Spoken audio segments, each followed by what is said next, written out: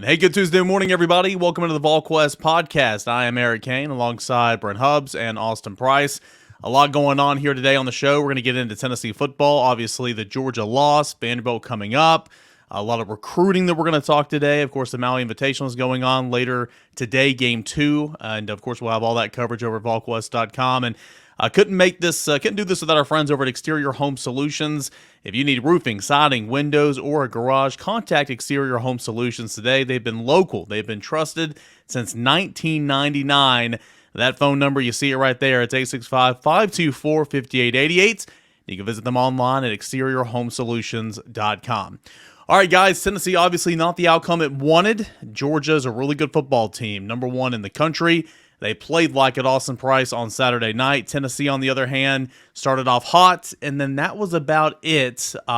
Expected outcome, but again, feels like Tennessee, could have played a whole lot better in this football game. Yeah, I mean, Tennessee seems to be limping to the end of the season.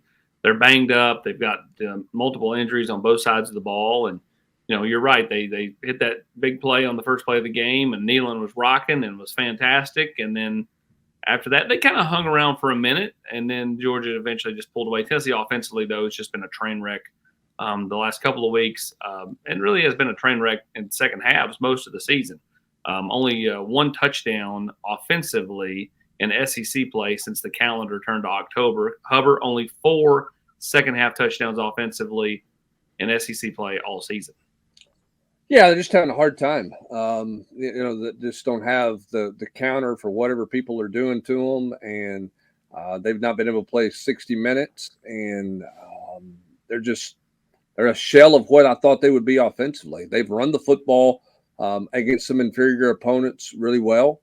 They ran the football really well against Texas A&M, who I don't think is inferior. I think that's a good defense. They ran the ball well against Kentucky. But then they've got into some 3-man fronts and faced some 3-man fronts the last couple of weeks that have given them some fits. I think some schematic things is something you have to look at your offseason to try to figure that out. My guess is Vanderbilt will try to run some 3-man front. I don't know if they've got the personnel to be able to do it, but that's something that Tennessee's going to have to look at in the offseason because that seems to give them a little more trouble than some traditional 4-man fronts do and make it harder for I think communication and IDs and all that kind of stuff. But the bottom line is Tennessee has not executed nearly well enough in any phase of offensive football in SEC play for the most part. There's been a couple of exceptions, but for the most part, they have not been able to execute well enough and make enough plays. Yeah, I mean, the common question we get asked every single week, and this is an off-season topic, but we can sidebar it real quick. I mean, why is that, right? I mean, is it quarterback? Is it receivers? Is it not as good on the offensive line? I think it's yes to all of it. I think it's a combination of everything. But something we keep coming back to, Austin, is, in this league, in college football, if you want to be a really good football team, you've got to have good quarterback play.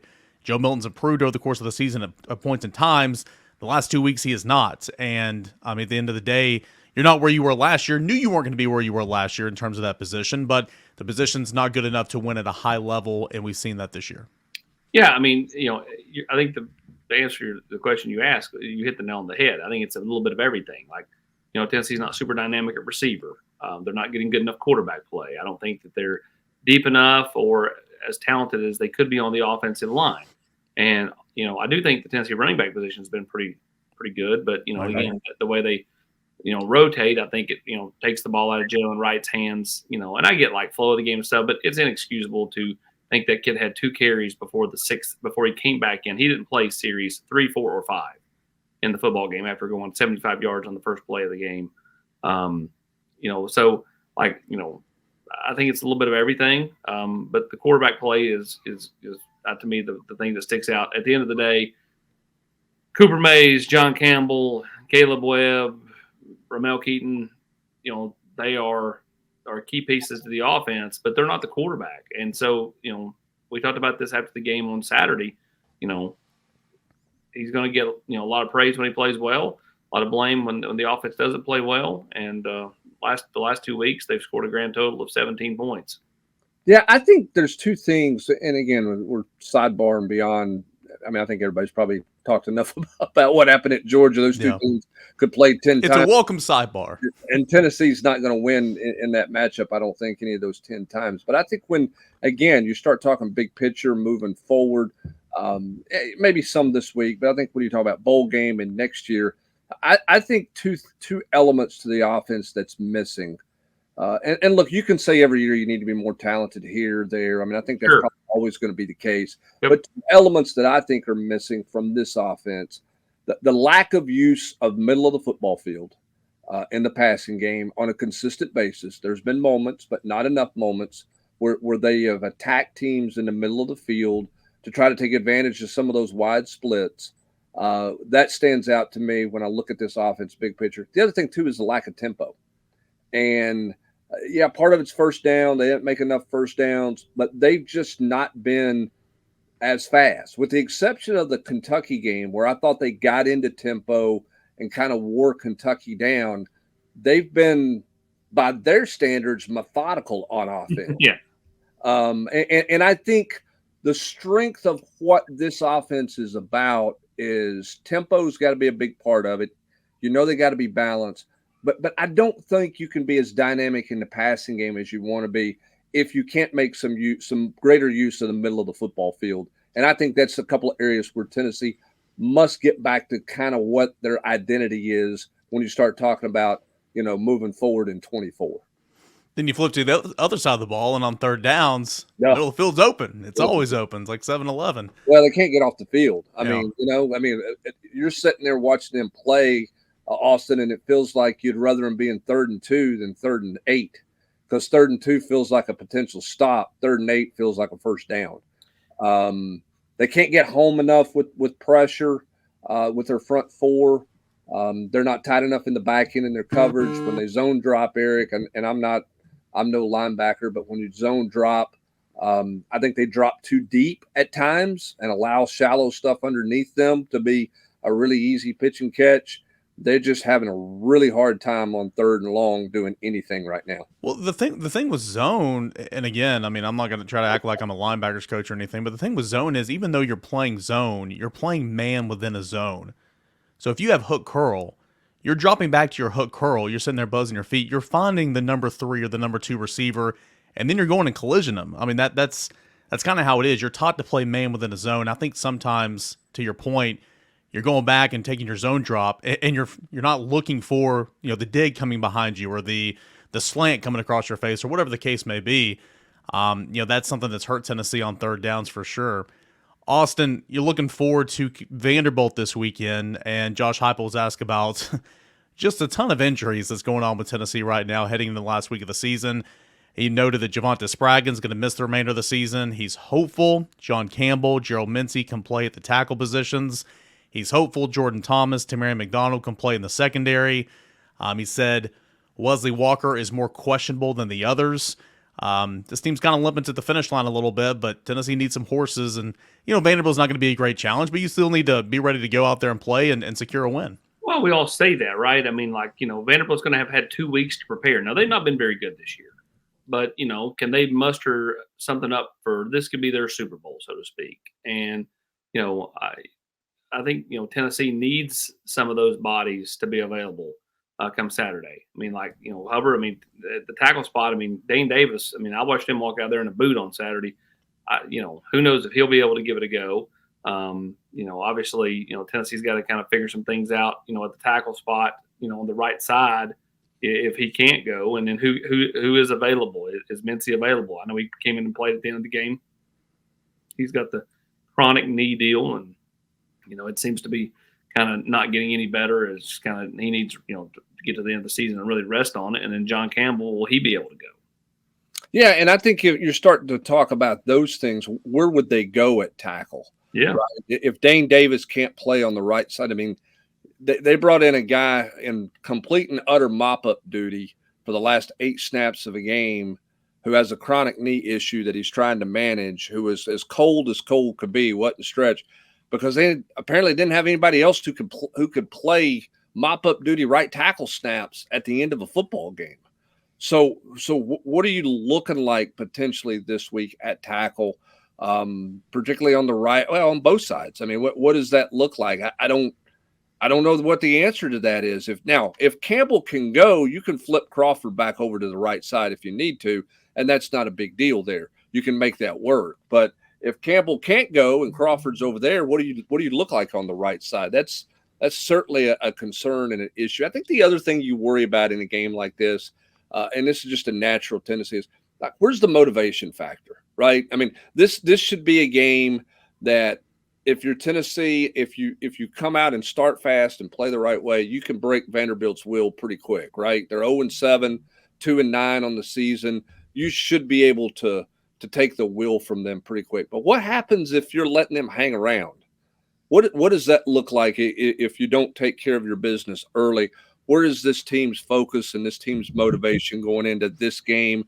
Look, it's senior day. There should be people motivated. But you got a lot of guys dealing with a lot of things right now. And Austin and I talked about it on the 2-minute drill. Eric, I mean, you got 20 guys trying to figure out what they're going to do. Is this the final run through the tee for me, or is it not the final run through the tee for me? Lots of decisions out there to make on all fronts in regards to the roster moving forward. Makes for a really interesting dynamic, not just for Tennessee, but I think it's the case for a lot of teams around the country this time of year if you're not in the playoff chase, right? Yeah, winter is coming, December is coming, and if you're a head football coach, that month of Winter December is coming.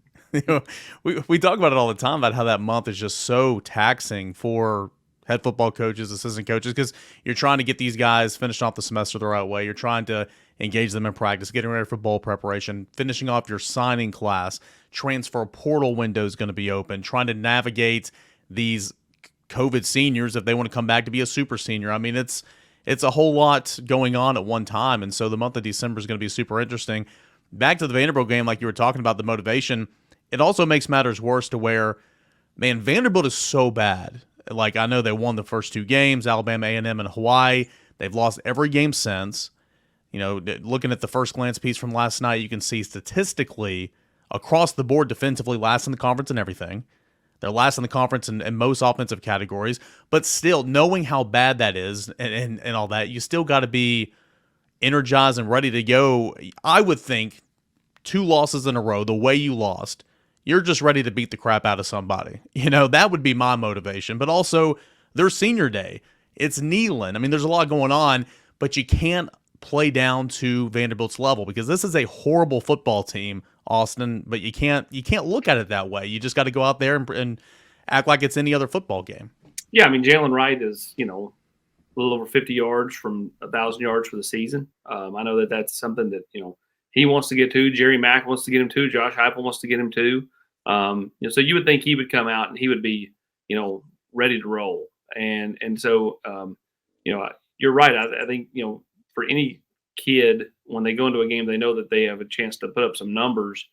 You get excited about that because you have a chance to kind of have yourself a day. And so, you see Tyler Barron there on the return. I mean, for players like Tyler Barron, for players, that are seniors, or whether they're going to go through it senior day or not, whether they're going to probably come back or not. I think it's important to kind of end this thing on the right note. I get the Florida game was a disappointment. Missouri game was a disappointment. You had a 20-7 lead in Tuscaloosa. And then Georgia kind of went about like most people thought it would go. But, you still have a chance to go 8-4, which, again, has only been done twice before Josh Heupel got here in 15 years. So, I mean, down year, sure, understand some disappointment. But at the same time, it's not 6-6 or not making a bowl game. Well, and if your culture's where it's supposed to be and where you say it is, nobody wants to leave that stadium in their potential last game with a loss to a team that's over in conference play.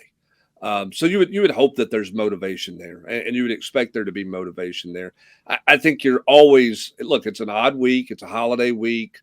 Those guys have a lot of distraction going on. I think you have to be very aware if you're the head football coach and the coaching staff to make sure you're managing this team the right way this week.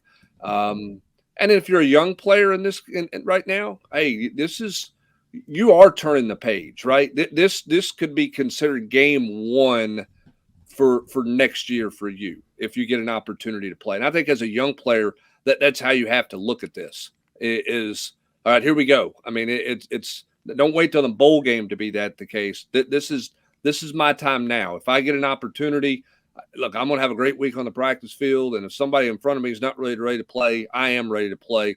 Let's go get it done and see what we can do. And that's what you hope. You hope Tennessee comes out the right way. You know, with Jaylen, I mean, Austin, he might hit 1,000 yards on carry number 1, and we might see him 2 more times. We might. What we'll do at that point. I mean, you know, but the good news is he should get 1,000, and that's a heck of an accomplishment. Again, I'm with you. I don't understand the rotation, but what a year that Jaylen Wright has had running the football.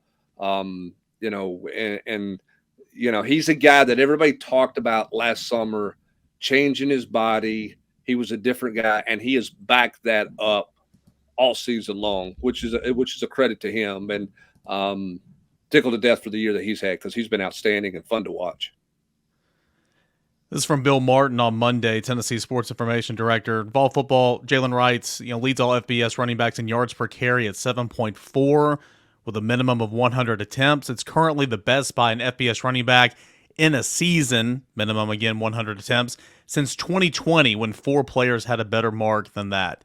He's having some type of season, and hopefully he can finish strong. And something else that just popped up in my mind when talking about bowl season and all that type of stuff, the players who elect to leave and go prepare for the NFL draft might opt out of that football game. Again, it's just so many different layers that these coaches have to navigate through for the month of December. So, it's not just the month of December. It starts, really, it's already started, but it certainly starts in earnest Saturday night, Sunday morning when the game's over, because you're getting ready to go on the road to recruit too. So, I mean, you're going to be in homes, and you need to meet with players and figure out what you're doing. You got transfer portal. I mean, you don't have enough phones and earpieces charged up to have all the communication that you need to really have in roster management, which is what makes this last week really fascinating for a lot of teams when you're not playing. You're not playing to stay in the playoffs or playing for a championship.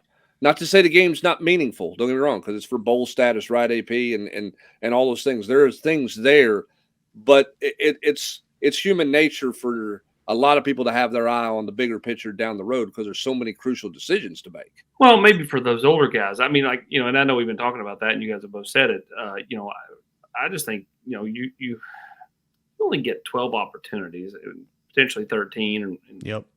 A year, maybe 14 if you're lucky enough to get to Atlanta or, the playoff or whatever. But I mean, you only get 12. I mean, you better make it count. I would be. I mean, if I'm a kid, again, kids are built differently than 25 years ago. But I mean, if I'm a kid, I'm so pumped to play in this game. And you put work in every day.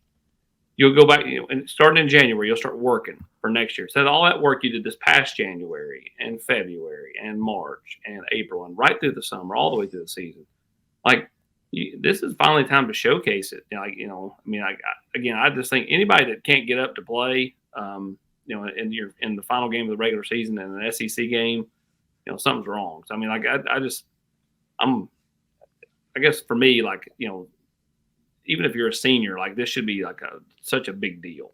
Well, I mean, in some ways, it's probably easier for the seniors, because you can look at it and say, hey, I don't want to go out on my last note being this. But for some of those other guys, they're getting the phone buzz of, hey, personal trainer. I mean, are you happy?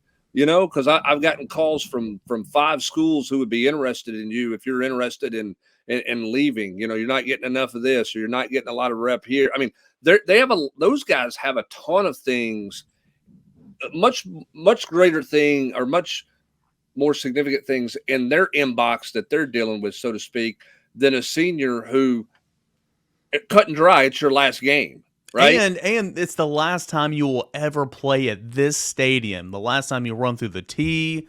I mean, the whole thing. I mean, it'll be an emotional day for some of those seniors too. Not only the last football game potentially, but 100% will be the last game you ever play at Neyland for some of those super seniors and guys who leave. So, yeah, I think it'll be super easy for the senior guys and to get motivated for this one. So we will continue to preview Tennessee and Vanderbilt. Of course, Tennessee basketball going on right now, the Maui Invitational, all that coverage over to Volquest.com. As always, big thanks to Exterior Home Solutions for making all of this possible. Do want to give a quick shout out as well to a new sponsor of the show. That is Factor. This holiday season, you might be looking for something nutritious, convenient meals to keep you energized on those jam-packed days. Factor is America's #1 ready-to-eat meal service, delivery service, and it can fuel you up for breakfast, lunch, and dinner with chef-prepared, dietitian-approved, ready-to-eat meals delivered straight to your door. You'll save time, you'll eat well, you'll stay on track with a healthy lifestyle and tracking all of your holiday to-dos. Just the other day, I got home from covering a press conference at Neyland Stadium or over at the Anderson Training Facility, and I walked up and there was a box on my front door. Looked at it, there was like 10 of these meals from Factor. The selection was incredible. I've eaten a couple of those for lunch the past couple of days. Lemon chicken, barbecue bowl, awesome vegetables in there. They're really, really good too. No cleanup, all less than 2 minutes as well. So that can happen for you during this busy time as well by going to factormeals.com/VQ. Use the promo code VQ and you're going to get 50% off your purchase. That's promo code VQ at factormeals.com/VQ for 50% off. Make it easy on yourself. Eat well, eat good with Factor Meals. And again, thank you as always to Exterior Home Solutions for making this podcast possible. Life happens, and damage to your home can be extremely stressful. That's why it's important to find someone who offers efficient, quality work with financing options. Exterior Home Solutions, they value not only family, but community. And they're who I call when life happens, and you should too. Big thanks as always to our friends Exterior Home Solutions. Now let's talk about a massive football weekend, recruiting weekend that just happened over at Tennessee, and a lot of headliners on campus. First, we want to start with 5-star offensive tackle Jordan Seaton. Austin, I want to get your thoughts on him in a moment, but first, a guy that was excited coming out of the visit, really pleased with everything that went on, the talent that was in-house. Here's what Jordan Seaton had to say about his visit with Tennessee. The relationship with Coach Hype, he for the amount of time that we knew each other in this recruiting process, it's like I knew him for a lot of years, Just the consistency and the determination and dedication that he has to still be in season, and then call me from his personal cell and have conversations like that. That means a lot to me, a lot of people say, Colorado brings the stars out, but I feel like Tennessee brought the stars out this week. And, just being able to see the alumni base that they had, the connections that they got from their point of, from their program, is very good. And, every Tennessee fan base goes from forever. You never know who you're going to meet. And just the connections and the way they can tap into their net worth and network is insane. So, Austin, I'm going to hand off to you right now. 5 official visitors, #1 offensive tackle from IMG Academy, Jordan Seaton. He was absolutely the headliner. Is Tennessee in this one? What's your feel after Jordan Seaton left campus? Yeah, they've been in it since he was here unofficially about 5 or 6 weeks ago. And this weekend only solidified them being a major player. Oregon, Ohio State, also heavily in play. We'll see if he takes another visit. He was non-committal, says this is the last one he has on the books. We'll see. Says he wants to go home and do a lot of thinking. He's going to be back home up in the D.C. area with his family for Thanksgiving, and we'll see if he takes any other trips. Oklahoma's a possibility. I don't think Alabama's totally out of it, but it feels like they faded a little bit for him. Tennessee's definitely in it for Jordan Seaton.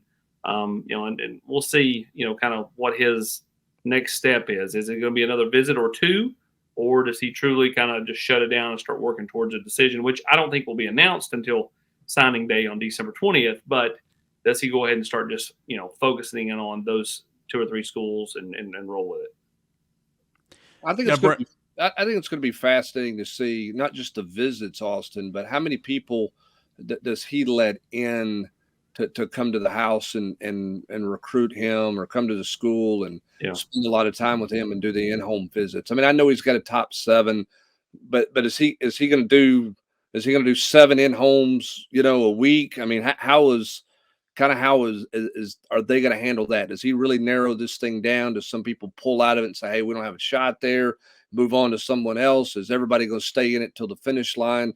I think kind of the vibe of that one behind the scenes is pretty fascinating. Not that Jordan Seaton was lying on camera or wasn't telling the truth, but I mean, he's been pretty non-committal about a lot of things, right? I mean, he's kind of played it as most good recruits do, right down the middle. So kind of privately, where do a lot of these schools really think they stand with Jordan Seaton? I think it's an interesting story. Well, and with him being at IMG, how will the in-homes in the month of December work? I mean, families will be in one place, he's potentially in another.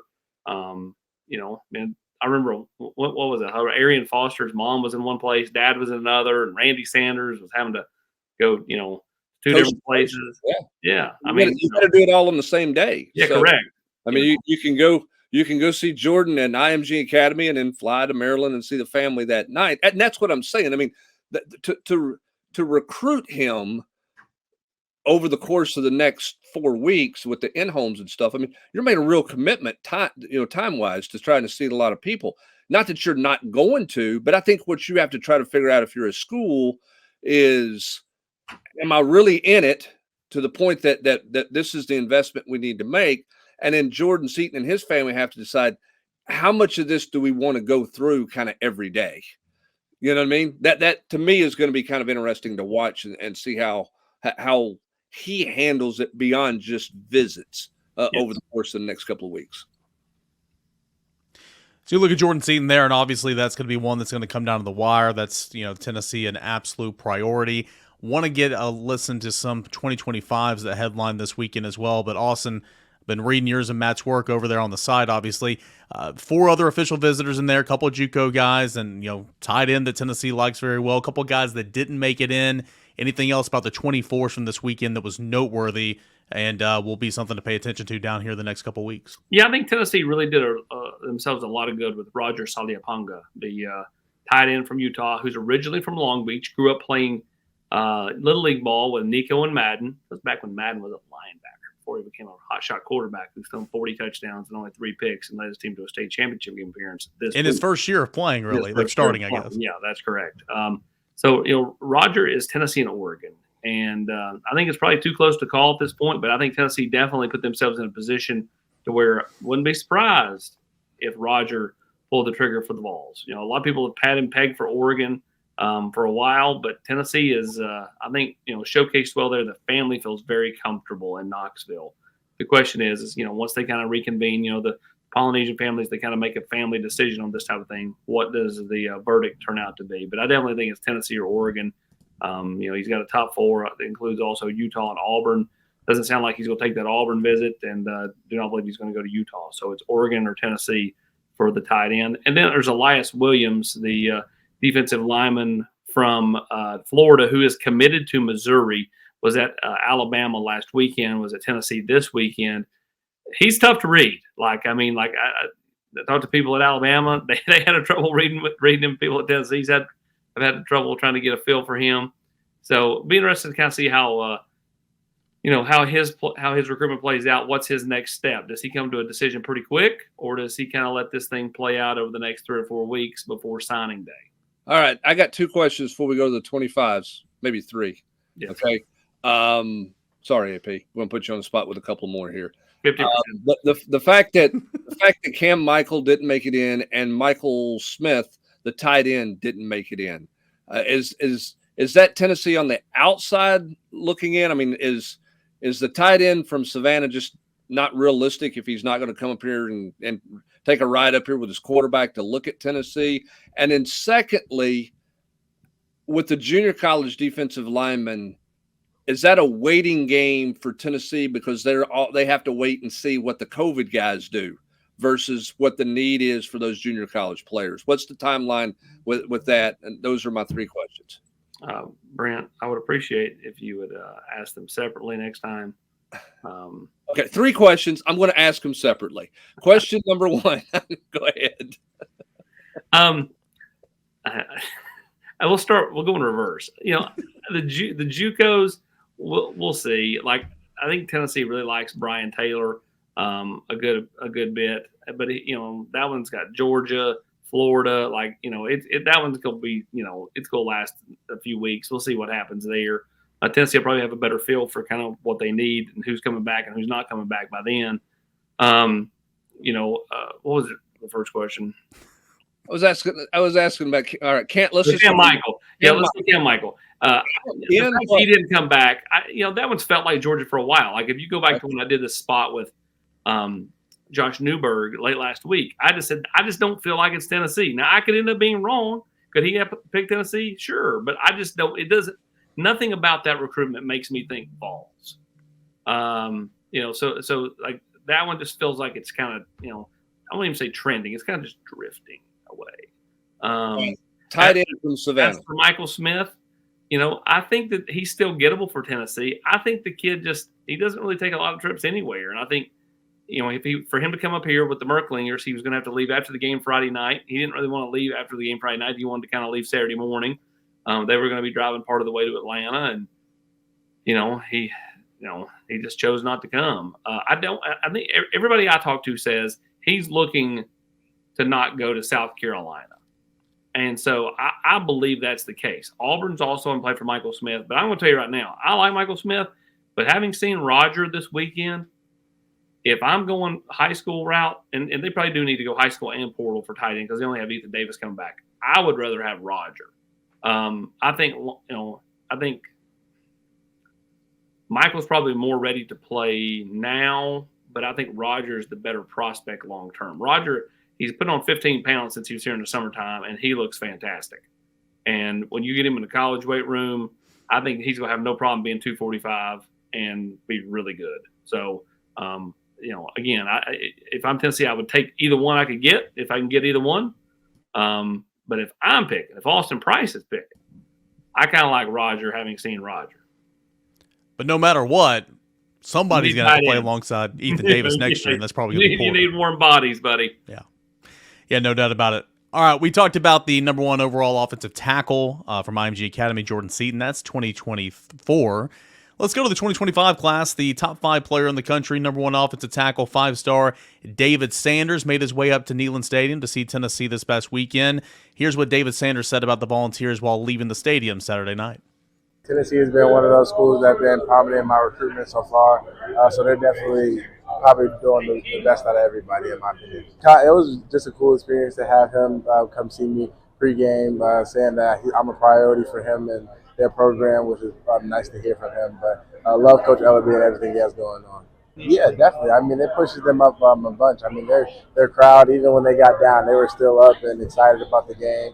Seeing the guys interact with each other on the sideline was pretty cool as well. Even though they were down, they were still happy and having fun with the game. So obviously Tennessee was also already a school I was heavily interested in, but after today's visit, I really liked them a lot. Just the personalization with the recruitment process. I think they do a great job just staying connected. That's the biggest thing. A lot of schools don't really reach out as much as I thought they were, even though they're allowed to now. But Tennessee does a great job with that for sure. Awesome. That last part right there, that is good to hear. Staying connected, reaching out all the time, because we've seen the deficiencies in some of the younger offensive linemen on this team right now. And so, Bennett Warren, you're talking about, he's in this class. Jordan Seaton, who you're trying to get in the 24 class, looking ahead, getting ahead of the ball, because this one's going to be a long journey here for David Sanders. A lot of good things to say about Tennessee, and that's one you love to have a building piece in that 25 class. Well, you're going to, much like Seaton, to get David Sanders, to land him, you're going to literally battle the creme de la creme of college football powerhouses. I mean, this kid's freaky long, athletic, prototypical left tackle. And again, he's kind of right there in your wheelhouse as far as your footprint. I mean, Charlotte, North Carolina, the state of North Carolina, I think will be a place that Tennessee spends more time in the 25 class.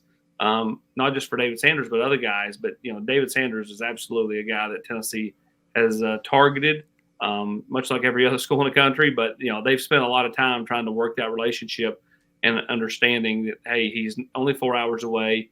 The state of North Carolina is not great for football as far as like college football. And so that's why Georgia, Clemson, all these other schools try to get in there and take a swing. And Tennessee's trying to get back to kind of one of their old hotbeds from many moons ago. So you look at David Sanders there, and let's go and end on this one. The quarterback, Tennessee's pick for the 2025 class. Of course, he'll have a big decision to make, first of the year around January or whatnot. But George McIntyre back on campus, checking out Tennessee, and he caught up with Volquest while leaving the stadium. Here's what George McIntyre said. Yeah, it was great. I love being around these guys. It's a cool university, cool city, and I definitely feel like they're a program that's their trajectory's going up. So, just Georgia's a good team. I feel like everyone loses to Georgia, so you can't blame him too much for that. So, yeah, the biggest thing is he's been there, done that. He's been a quarterback at the highest level, he knows how to coach them. So I think that's a big addition to recruiting, and knowing that he's been there, done that, and can lead his guys with truth. So, yeah, I think when they're rolling, they're rolling, and when they're rolling, they're throwing the football well. So, I saw what they could do last year, with Hendon, and I like the offense. I think it'd be a good fit. Being around the program more, you see, how they win, how they lose, how they handle wins, how they handle losses, stuff like that. And from being here, I feel like they're very mellow. They're kind of tunnel vision, and where they kind of still have the same goal, even the outcome might be different. So a guy that's kind of hard to read to begin with, but this is about his 20th time up here at Tennessee. Does he have a pulse? Does he? I mean, seriously, like if I'm signing anybody up to pass a polygraph test when he's lying, it's George. Like he is fantastic. Like, and again, that's why I always tell and that's why I try to tell the board, and that's why I try to tell the national guys. If you're trying to read George McIntyre, you're going to fail. Period. Fail. Like, that kid is unbelievable. Like, he doesn't show any emotion one way or the other. When you get him to smile or laugh, it is like, whoa, you feel like you have accomplished something major. So, I mean, like, it's he is steady Eddie. He's a flat line, and, he is something else. So where do you think Tennessee is with this one, obviously? I mean, it's the front runner. It's right up there. It has been for a long time. Of course, his sister goes to school here. He said in that interview we just played, you can check it out at Volquest.com, that, I mean, at the end of the day, it's going to be a business decision, but doesn't think he needs to go to junior days. He's been to all these schools so many different times. Feels like he's, wanting to go ahead and put this behind him, but of course he's not there yet. After this coming weekend, he's going to visit LSU this weekend. He'll have been to 2 Alabama games in Tuscaloosa, two games in Knoxville, 2 games in Baton Rouge. He'll have been to a game at UCLA. He'll have been to a game at FIU, and he went to the season opening game at Nissan Stadium, Virginia, in Tennessee. So technically seen Tennessee more than any of them, and been here like 6 or 7 times since January. So, I mean, I continue to believe Tennessee's in a really good spot there. I know some national guys that picked Alabama. I'm going to disagree with them. I think Alabama's in it. I don't think it's like they're not in it. But I think a lot of this stuff just checks off for Tennessee in the end. So I will continue to kind of maintain where I've said that I think Tennessee's at. And I think Tennessee right now is in as good a spot as they can be in for George McIntyre. And as we wrap things up here, kind of lay out the timeline here. Of course, you got Vanderbilt's game to conclude the regular season. Tennessee then, as Brent mentioned, that staff's going to hit the road, in home, go recruit. Kind of lay the timeline out here until signing day. Well, it'll be you'll have the game, and then this weekend, and then you'll have just a lot of off-campus recruiting. Then Tennessee will have official visitors here the 2nd and 3rd weekends of December, and of course signing day coming up on the 20th of December. And so in between all that time, you'll have people going in the portal, for Tennessee, against Tennessee. Like, the month of December is a thrill a minute. Well, you got portal visits coming in there too, which can be fascinating potentially. Now they don't, just because they go in the portal, they don't have to make an immediate decision. But a lot of guys have ideas who they want to see. Absolutely. And we want this thing done fast. Tennessee is a school that starts late in January in terms of their academics, but that's not the case for everybody else that you're competing with. So some of these guys are wanting to get some stuff done pre-Christmas. So you got to manage that on top of in-home visits and other official visits and everything else that's going on. It is a really hectic time, but it has become the most critical time in developing and creating the landscape of your football team for the upcoming season. Is that short span in December. So going to be fascinating to watch for sure. Hey, I know we're ending here, but real quick, Austin, I do have one more question about those 2 junior college defensive linemen that were here. A lot of times JUCOs come in, you got to check the boxes, measurables, medicals, check all that out. Everything go well, checking the boxes wise with Brian Taylor and Kamari Copeland? Yeah, I think Brian Taylor's probably much taller. I mean, Copeland's he's a smaller kid as far as like height. But Taylor, yeah, I mean, both kids were fine. And then your thoughts on Tyler Redmond, Tennessee getting another commit from Milton for the 25 class in the defensive backfield. Yeah, we'll see if they all stick. I mean, you get 3 kids from Atlanta area at the same high school and same defensive backfield, committing really early. So we'll see what happens. But I mean, hey, you take them when you can get them, and kind of we'll see where this thing goes from here. He is long. I mean, that's something that they're looking for in the back end is length. And at 6'1", he's got some length to him, which I think is an encouraging part of what Tennessee's looking for. But you're right, long way to the finish line for any of those guys at this point in time. Yep. Tons and tons of recruiting coverage over at Volquest.com right now and throughout the week. We'll have trail tidbits coming up tomorrow with Matt Ray. And, of course, all your preview for Tennessee and Vanderbilt, Tennessee basketball, the Maui Invitational, all that and more. It is at Volquest.com. Like and subscribe to this video if you haven't already. Subscribe to the Volquest on the YouTube channel, but stay dialed into the Journal's Quarters, $1 for 1 month. It's happening right now over at Volquest.com. For Brent Hubbs and Austin Price, I am Eric Kane. As always, thank you again to Exterior Home Solutions for making this coverage possible.